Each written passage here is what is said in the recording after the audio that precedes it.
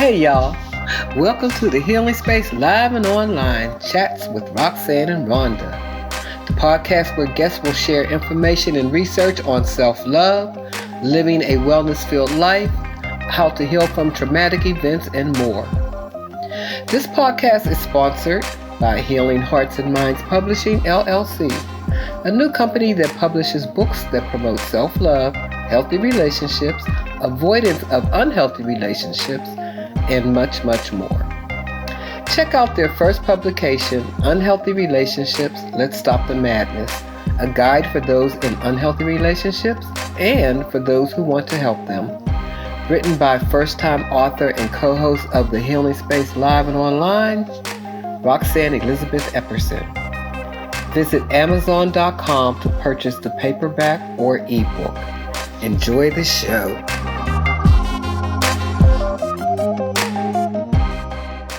Hey y'all, welcome to the Healing Space Live and Online Chats with Roxanne and Rhonda. I'm Roxanne. And I'm Rhonda. Hey, May is Mental Health Awareness Month, and we're going to start with a therapist who's going to talk to us about communities of color and mental health stigmas. Her topic is called Therapy is for Everyone, Normalizing Mental Health Treatment. Our guest is Carla Adams. And Carla is a licensed professional counselor, a national certified counselor, and she holds a master's degree in clinical mental health counseling. She's also the owner of Calm Space Counseling and Consulting, LLC. I love the name of your business, Calm Space. It does my heart good. She's worked over 25 years providing support, advocacy, and counseling to individuals and families. She possesses extensive knowledge and sensitivity in working with marginalized populations and persons of color. Carla, we would love to welcome you and thank you for being here with us today. And our first question relates to the information you sent me. And you stated in this information, as a therapist, I believe the only way out is in. Can you please explain that to our listeners? I thought that was I would love to. And thank you. I am so delighted to be with my queens, Rhonda and Roxanne, this afternoon. It's my pleasure. And mental health, having conversations is my passion. So I am really, really excited to be here. You know, that quote and that the only way out is in resonated with me about 10 years ago. And I call him a master teacher and in my development as a therapist. And he said to me one time, you know, Carla, you got to go in. You got to go inside.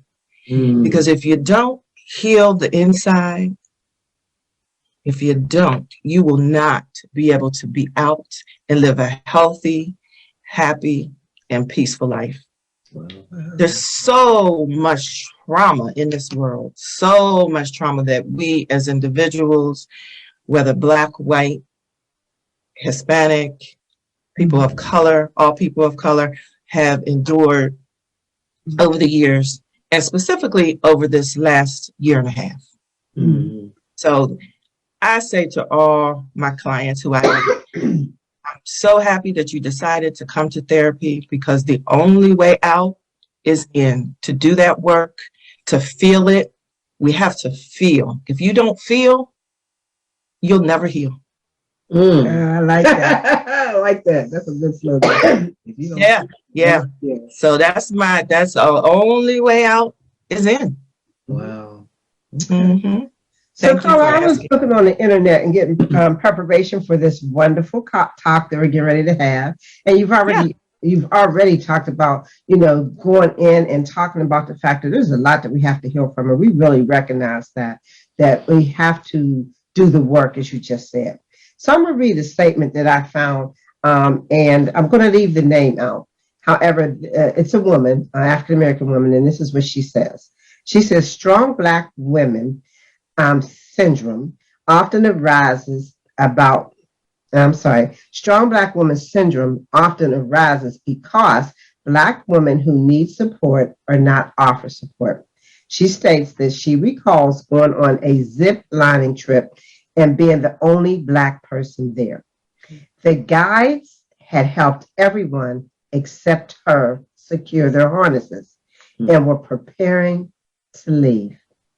She states that she pointed out that she hadn't been assisted. That right there was just too much for me. Your harness isn't ready for zip lining? She says they seemed just as baffled as I was that they'd overlooked me. But Black women are often invisible in society. They're considered, or we are considered the least important and the least protected. This woman was getting ready to go on a zip line. Her harness had not been checked. And the guys doing it, the white guys running the zip line, seemed baffled themselves. They realized that, oh, we missed her. The invisibility of Black women. So I just want to ask you to address how will we get our healthcare needs met when nobody even sees us or hears us? You know, Rhonda, that, as you said, that story just grabs at my heartstrings, you know, and that's something that myself, the sisters in my world, my friends, my family members, we as single mothers have that stigma of we have our cape on. We always have the cape on. We're always ready to be that superhero, that super mom. It's time to take the cape off. It's time for us to take the cape off. Because if we don't, this is what causes our physical health to deteriorate, our mental health to deteriorate. I always told my children when I was younger, if mama's not okay, nobody's okay. So we have to, as women, we have to hold each other accountable, specifically Black women who are invisible wherever we go in all of the systems, whether we're a woman that is carrying a child and you're looking for health care. It is the amount of mortality that happens among Black pregnant women outweighs white women about 25%. Wow. And that is huge. That is huge and devastating. Yeah. Because the systems that we have to overcome so many times because we're invisible, we're not listened to. And that stigma of if we don't carry that cape, if we don't keep that cape and we get a little sad or we get a little depressed, then are we crazy? You know, are we weak? And that's the stigma that our community as Black people, we look at, well, mom, she does everything. You know what? I'm a human being. I don't walk like I'm not Superwoman. You know, we want to carry that cape, like I said, all around to our jobs, with our family, with our kids. But the reality is, like I said, if we don't begin to hold each other accountable and wrap each other up in our love for women and join different women's groups, go to your pastor, if those where your beliefs lie, you know, go to your, go find an app. There's so much social media out there. There's so many Facebook groups, if you will, that can begin to help. I have a sister that I collaborate with, and she has a women's group. I actually am part of that group. It's called the Virtual Support Group for Black Women, and it's monthly. And it's about healing. It's about wrapping each other up and being able to have somebody finally listen to us. Yeah.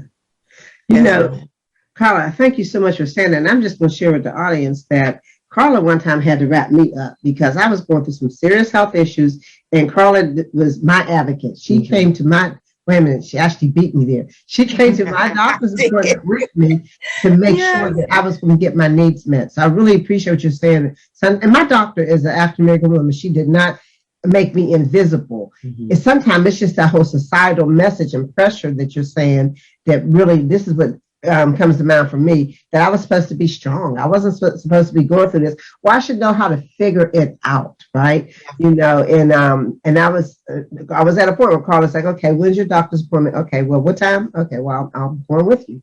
You know, so I really like that you're bringing into the conversation that we have to lift each other up. We have to be there for one another, especially when we feel like maybe we're not being heard, or sometimes just don't even know the questions to ask. And that you just reminded me, because I had a flashback. We had a presenter once at the Healing Space, Margaret Washington. And she wrote a book called, I might have it backwards, but Doctor, Can You Hear Me? Patient, Are You Listening? Or the other way around, Patient, Are You? Yes. I'm messing it up, but basically that's what the book was about. Absolutely. So we need to learn how to advocate for ourselves too, speak up and ask. Yes, we do. Yes, we do. And you know, reality is, as women of color, we are resilient. As a people, we are resilient. But that doesn't mean we have to be resilient 24/7. Oh my God, that's so important. We don't have to be resilient 24/7. And you know, if sometimes we're not connected with a group, connected with the support, then we begin to think, I'm a failure. And start to shame ourselves because I should be able to do everything. And that's a myth. That is such a myth. Now you kind of alluded to this a little bit, but I'll ask it anyway. So we know that many people of color, and in particular African American people, believe that counseling is for white people. And also you might hear that as a Black person, if you go, that you're weak. And I've also heard this over the years, that you're crazy if you go to therapy. And so what's your take on this? So my take on that, and I just want to read you some statistics just to kick that off. So 13.4 of the U.S. population identifies as being Black or African American. That's 13.4, right? Of those, right, and that is over 7 million people. So over those, 16% reported having a mental illness. Wow. So we're only 13.4, but 16% have reported having a mental illness, and that is over 7 million people. Wow. So the numbers of reporting of mental health is increasing because we have a little bit more awareness. We do, but it is still the stigma of you're crazy, you're weak, just get up and do it. I can't get up and do it. I'm sitting here thinking about, I lost my job. My child's on drugs. You know, I can't, my mom's sick. So I'm what they call in that sandwich generation, where I'm taking care of my kids and my elderly parents. So that's a whole lot to deal with. That's a whole lot of trauma. And when we talk about historically, and when we look at the historical adversities that we have dealt with as Black people, you know, from slavery to even sharecropping, even, you know, because that talks about our socioeconomic, you know, as Black people, and how we are still being paid less than our white counterparts. But that leads us into us experiencing depression and, you know, all of those things that lead to us. So if we don't begin to recognize the historical trauma, the generational trauma, that I was taken away from my parents at a young age and sent to a country that who nobody looked like me. I didn't look like them. You know, what do we do? What do I do with myself? So that separation, and I think we as a people have to really recognize we have to stop that separation and come together and say, and again, I'll keep saying again, wrap each other up and say, hey, why don't you seek some help? Why don't you get some help? And I think it's about education. It just is Mhm. clearly about, because some of us just don't know. So Mhm. if we are, if our culture continues to say, well, Johnny, all he does is sleep. All he does is kind of walk around and, talk to himself, or, he just stays to himself. Think about why. Let's think about why and what's happened to that person. Carla, you're What leading trauma right happened? into things we're going to talk about. So we're going to get back to this Johnny walking around depressed. Yeah, We're going to ask you yeah, about that in just yeah. a minute. So yes, to answer your question, there is still that stigma, and I try to, it is my plight to dispel that stigma, as I, talk to young folks, I think the Gen Zers that are coming up, they're kind of getting it. They are beginning to get that if I don't get this help, and it's just like in the community, I say to the people in our communities, if I told you I had cancer or if I have diabetes, you're going to go to the doctor. Right. So it is just important that we have our mental health taken care of as we have our physical health taken care of. Yeah. Because or our brain is an organ just like the other parts of our body. Yeah. And we have to take care of it. So I say to folk, you would go, if you had a sore on your arm, you go see the doctor. Well, guess what? My heart feels sore. My heart feels sore today. There it is. Yeah, there it is. Yeah. My heart feels sore. And why is that? Why is that? Yeah. Because my mother left me. Because, I didn't have anybody to guide me.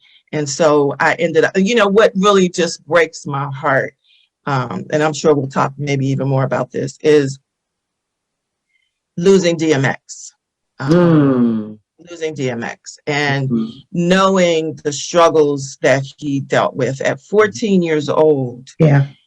A family member, introduced him to drugs and laced it with a powerful drug, the weed. And who would do that to a child?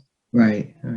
Why would you do that to a child? So when we look at DMX and his struggle, and he's, I hear people say, well, he's crazy, his lyrics. No, he's not crazy. He's a product of what his childhood had him deal with and what he faced and the trauma he faced as a kid. So we have to really stop the judgment as well in our communities, because that's where, when we look at, if we say we're going to therapy, oh yeah, you're crazy. Oh, we're getting judged. They'll judge me. Well, you know what? So, yeah. No, I was just gonna say, she mentioned the young people, and I'm praying that I can get this one young therapist, because I'm just watching how they even dialogue. It's totally different. Yeah, the Gen Zers, the young folk. Yes. Yeah. Absolutely. So they dialogue, they communicate, they talk, they even express what they're feeling. And they're so transparent, these young people. So hopefully we'll get some young therapists on our panel. That would be great. And you said something, one of the things you said about DMX was that someone laced it. Was that what you're talking about? Somebody laced the drugs? Okay. Because he didn't have somebody to go to. That's not where you were going. No. Would you go back go somewhere? No, go on. Oh, okay. So the next, it's like it's been commonly acceptable for people of color to go to the elders in the family. Yes. And go to the church to resolve problems. Do you think this is a common practice, or are we still doing that now, or and what might the lingering impact from these type of communications be? Yes, I think that we are still going to the church. We are still going to some of our elders, but also what I love, and through this pandemic, I've been able to attend many church services online, in many different cities. And I have been so thankful that most of these ministers, they will say, yes, prayer does work, but going to therapy does too. Yeah, absolutely. So we are, our ministers, our pastors, our reverends, they are understanding that therapists who are educated and experienced and, you know, licensed, and be careful. And sometimes you got to be careful who you go to as well. You know, they are licensed professional counselors or licensed social workers. We are here to help, and pastors and reverends, and you know, they have, as much as they want to build their congregations and want folks to come to their church services, they want us to get the help as well, that professional help that they know is out there. And I say, you know, God created counselors and professional counselors, so you know, I'm here to help. Yeah, but I do think, you know, until we and we know as a community, we listen to those people. We listen to our pastors. We listen to our reverends. So, like I said, I'm just thankful that they are expressing that during their services.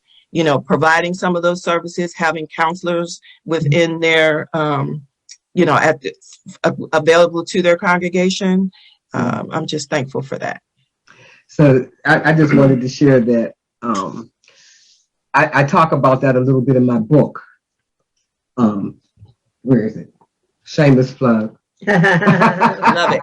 Love it. Unhealthy relationships. Let's stop the madness. So I talk about my experience with therapy and how I feel that it's so important.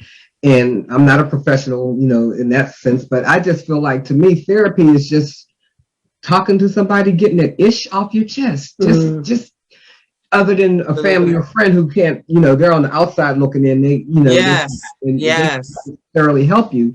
And I'm going to be real transparent here. I did go to therapy. I went to 4 different therapists. And when you're talking about finding the right one, the right one I found, then I couldn't go to her because she was so far away from me and I don't drive. So it was inconvenient.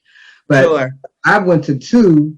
Hey, one was at the Women's Center and Shelter. Give y'all a plug. Okay. That was regarding domestic violence issues, you know. Wonderful. But, yeah, so that was good. So for transparency here, I'm getting ready to let people know that I'm getting ready to go back to therapy again, because I never dealt with the sexual abuse. Yes. I've dealt with, I was telling Rhonda the other, I dealt with the domestic violence, but I don't know why I've never dealt with the sexual violence. Yeah. So, am I crazy just because I want to go learn and figure it out? I don't think so. Not at all. Yeah. Not at all. Not at all. You know what? You're brave and courageous. Yeah. I don't know what I'm getting all worked up inside just thinking about. I don't even know what to expect. Yeah. Well, and that's the beauty of therapy, because, you know, I people say, you know, well, can I just want to be fixed.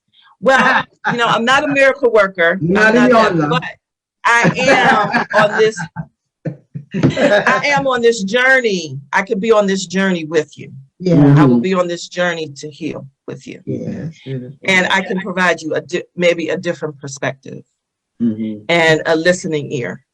So, you know, it's to be transparent as well, I am in therapy, and every therapist needs a therapist. Because when you talk about that vicarious trauma, when you hear these stories, you know, from the clients that you have, you get a little depleted. So, you know, I have to fill myself up and go to someone that understands as well and can allow me the platform. Yeah, we have girlfriends. I have my girl groups. I have Rhonda, I have Roxanne, these queens. But, you know, it's you want someone where you can just totally lay it out on the line. Yeah. And they can give you a different perspective. So, Carla, thinking and keeping on that whole train of thought, I want to ask you about children. You know, it was often said that a lot of times they just say children are bad. Okay, they're just mischievous. And this statement, really, they're just full of the devil, you know. And I know I've heard that a lot, especially the 50s and 60s, and bless people, our parents and grandparents, because when you know better, you do better. And they did what they knew Yeah. at that time. And it was a common statement to say that the child is just full of the devil, right? And then that leaps back to Wow. the elders in the churches. They believed that you could pray it out of the child. However, Yeah. knowing that it's oftentimes the trauma is set up in kids at a young age. So can you just talk about your opinion around, and experience, not just opinion, your opinion and experience around what age do you think children can benefit from counseling? And what's kind of the youngest age that it may be helpful for children so that they don't grow up with the stigma of either being bad, having the devil in them, and or the stigma that if they ask for help outside of the family, that it's bad or weak. How can we begin to break that? Yeah, yeah. Well, to answer your first question, I think that children can benefit from counseling at the youngest age of even 4. Oh, okay. Yeah, the youngest age of even 4. For myself, I don't work with the little ones, but I do know many counselors, many children's counselors that do a fantastic job. If you think, our children are smart, they are creative. And there are ways and exercises and experiences that we can provide in therapy that can help them express what they're feeling, whether it's through drawing, whether it's through coloring, whether it's through building blocks, whether what have you. And for children that are in homes that maybe are experiencing domestic violence, maybe there's a one parent household. They feel that void, they feel that trauma, they're the little victims, if you will, as well.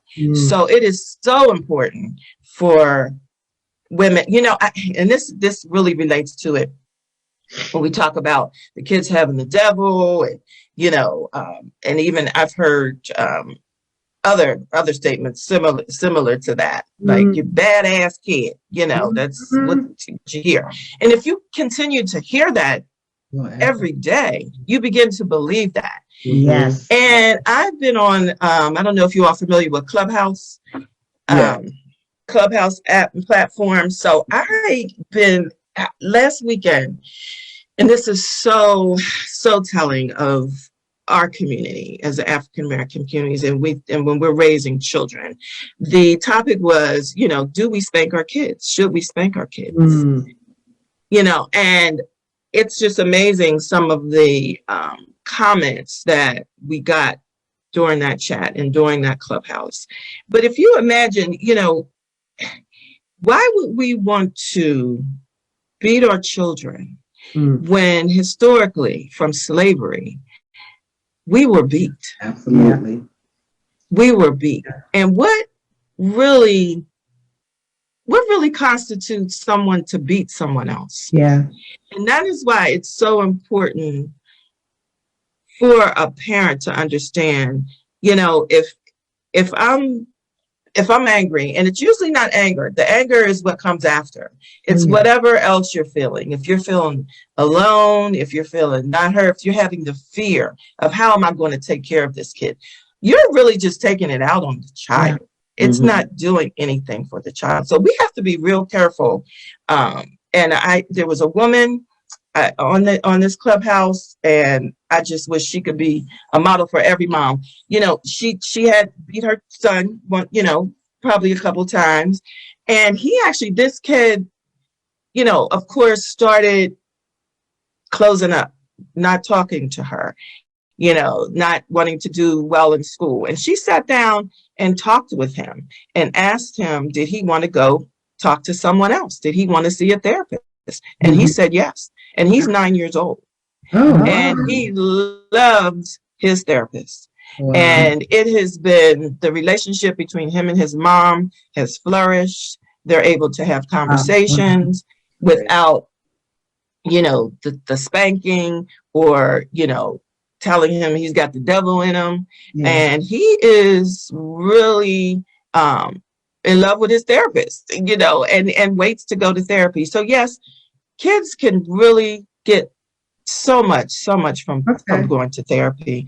And I think, and if, cognitively, if a 4-year-old is able to really understand and express Yeah, I think at 4 years old, because they can surely tell you what they don't like. Yes, they can, and they do, and they do. I just want to add when she's talking about the not beating the children.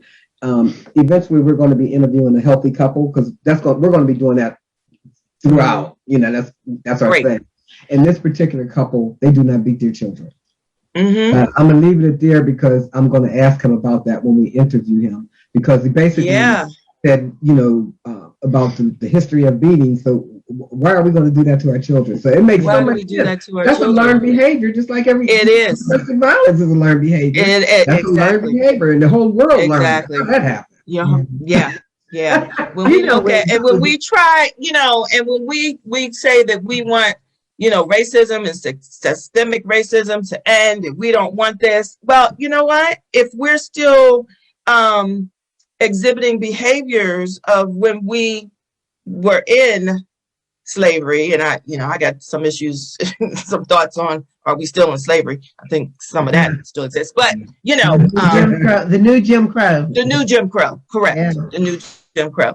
So yeah, we have to shift. We have to really, as a people, we have to begin to get a new way to shift our thinking. Our children are smart. They're able to tell us what they want, what they need, what they feel, and we have to listen.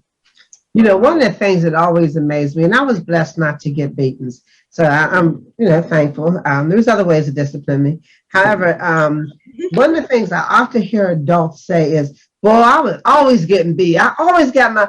I'm like, So the beating didn't work. Obviously, if you always adults and parents who continue to beat your kids, it's like absolutely realizing it's obviously not working because you have to keep repeating. Anything you have to keep repeating to do to get a different result. We know what they say about that. That's not working. Right. No, I'm gonna move us forward a little bit. Coming near the end here, and we've talked a lot about the beliefs and the stigmas, and here's yet another one that we often hear. That I've heard it said that if you want to do self-care, it is selfish. When your family has things that you can help handle, go help with the auntie and the niece and nephews. Go help with your little cousins. Go visit granny and read to granny. How dare you on your off day think it's okay to ignore your family? Go help somebody in the family. Go do something, right? Go down to the church. And it's always down to the church, wherever the church is located. Yeah. Go down to the church and do this or do that. It's always something put on, particularly Black women right now, is who I'm speaking of right now. Particularly Black women, there's always something that is given like, you should do this instead of take me time, right? So how can women of color work through the stigma of guilt that is often associated when someone heaps that on you, that you need to do something for somebody else instead of yourself? How can we help break the stigma? Yes, that's a huge question. And self-care, I'm a proponent, I'm an advocate for self-care. And not only self-care, I call it soul care.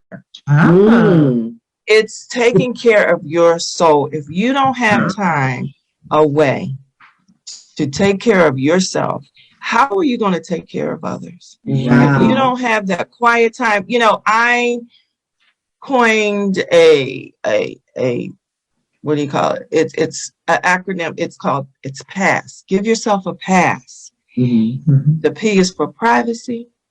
The A is for acceptance. The S is for self-care. And the S is for self-compassion. So I'm giving myself a pass today. That's what we have to remind ourselves as women, hold each other accountable. What are you doing for yourself this weekend? Because all week you've done everything for Mia, for Magnolia, for Ian, for Noah, for Mama, for G-Mom, for everyone. Right. And once you get that, once you're depleted. What happens? Where do I go? Wow. Who do I go to? Yeah, we can come to therapy. Yes, we can. Yes. But please, please, if I tell anybody, this is your soul you have to carry. You have to make sure it's healthy. And self-care, if you do not uh, interact with yourself at some point, how do you get to know yourself? How do you get to know what you like, what you don't like, who I am as a woman? Yeah. What are my goals? What are my desires? You know, spending time. And, sometimes the self-care is getting with the girls, going, and I know it's been tough. I know through the pandemic, Right. but there are so many folks that come together virtually, with the women. I have, a women's group that I'm in as well. We're called the Brown Beauties. And, we meet monthly, and you have to really get connected with a group and really take care of yourself. And, folks think that, oh, yeah, self-care is going to get my nails done, going to get my pedi, which is great. I did mine yesterday. Felt great. And that's a routine. Going to get your hair done, going to feel good about yourself. And people say, well, who am I going to look good for? Yourself. Yeah. For you. Give yourself a pass. Yeah. You have to. That's a t-shirt, honey. I know. Yourself a pass. Yeah. That pass. I got it already. Good. I was like, get on that. A mug, a t-shirt, a hat, all of it. Yeah. Merch for the calm space. Calm space. Yes, calm space merchandise. Give yourself a pass. And that's it. You have to put yourself in calm spaces as well. And if we recognize, and taking self-care and soul care is sometimes we have to put people on the shelf. Girl, speak it. Everybody does not deserve a front row seat. No. I love you got to put them up on that mantle. Yeah. And, and just pray for them, because it will drain you. It will drain you. People will drain you. People, not only will they drain you, but they can bring a lot of angst. And a lot of hurt. So being able to sit with yourself and recognize, what positivity do I have in my life? Who is positive? Everything that I'm feeding into me needs to be positive. From the people that I interact with, to the things that I read, to the television that I watch. I know that this Derek Chauvin trial, people want to know. But sometimes we just got to turn it off. And that could be your self-care. Yeah. I do not watch the news first thing in the morning or right before I go to bed. I catch the highlights in between. Because otherwise I'll be sitting here crying all day long. Well, that really speaks to being able to set boundaries for oneself. And I think that is so much a part of giving myself a pass. I love it. I need privacy. I need acceptance. I need to have self-care and self-compassion. And there is nothing wrong with that. As one of the 13.4 or 7 million African-American women in this United States, I am going to give myself permission to give me a pass when I need it. And I'm not going to say it has to be, well, I did it last Saturday, I can't do it today. I might need a pass every day. I might need 3 days in a row. No, not at all. Not at all. And like I said, it may not be as big and grandiose. Yeah, and it doesn't have to be big and grandiose, going to a spa, it doesn't have to be that. If you just want to sit on your couch with a magazine. I used to have magazine Sundays where I just, when my kids were little, I would say, guess what? My magazine morning on Sundays, I'm done. I'm done. And then we're off to church. So, but but that's also another way that you teach your children about self-care. When you see me do it, I'm passing on that too. I'm passing the torch to my children. Learn behavior. And that's a key point, Rhonda. It's a very key point. If we begin to model for our kids the self-care, if we model that we're going to therapy, if we normalize it, normalizing that behavior is so important. I totally agree. Wow. Carla, you've given us a lot of information today. Thank you so much. Yeah, this has been wonderful, wonderful, wonderful. I'm telling you. I hope that, all of us will begin to understand the importance of self-care, the importance of mental health, Yeah. the importance of finding a therapist, finding a support group. If you're not comfortable with one-on-one, maybe there's a group that you would like to, to join through whatever you're experiencing. And just please take care of yourself. And just remember that the only way out is in. Oh, It's a that is great perfect. place to end, right where we started. Thank you. Yeah, and I just wanted to let everybody know that Carla's offering a 50-minute session at no cost as part of our monthly drawing. So make sure you give us your send your email to us at info@warheals.org, and that's war WAARHEALS.org. And wow. Great. I mean, great. This was powerful. Powerful. Yeah. What a super Saturday, to be with you queens. I just love it. I just love it. And so excited. This is our initial. So we're definitely going to have you come back. So, because this is a topic that's not going to go away. So it doesn't. We'll have you on a panel discussion at one point. Wonderful. We'd love to. Yeah. Anything I'm support, anything that you all asked me to be a part of, I would love to be back. Tell people how to reach you. Tell people how they can reach you. You can reach me at calmspace12@gmail.com. And social media? And social media, I'm on Instagram, Calm Space Counseling. Great. And I do have my website is being revamped at this time. So stay tuned for that.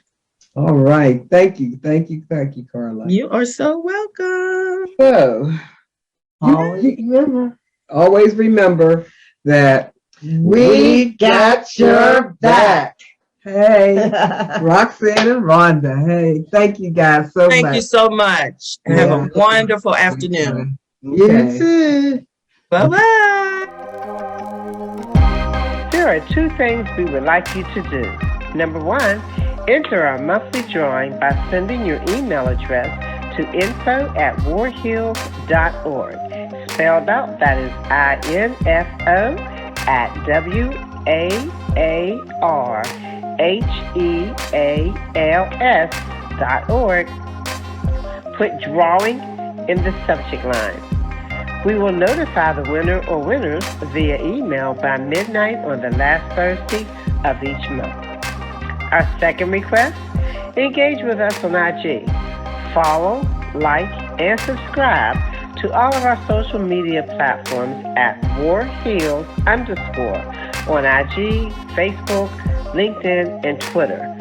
WAARHEALS_ on IG, Facebook, LinkedIn, and Twitter. As always, we thank you for listening and see you next week.